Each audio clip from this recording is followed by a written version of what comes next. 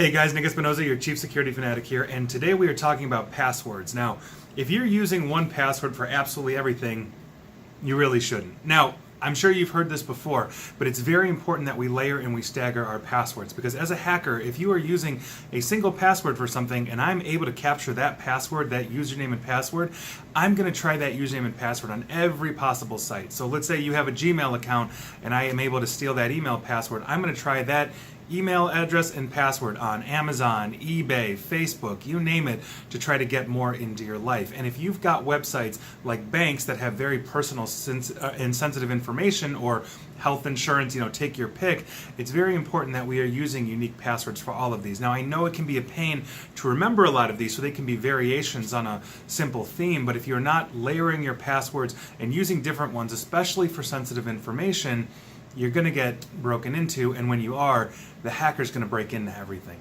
And that's a serious problem right now. And on top of all of this, on a side note, make sure that you're enabling two-factor authentication as well. I can't stress that enough. But the point of today's video is to make sure that you are putting good passwords in your life, and those passwords are somewhat complex and they are unique, especially around sensitive information. So one stolen password doesn't screw you completely.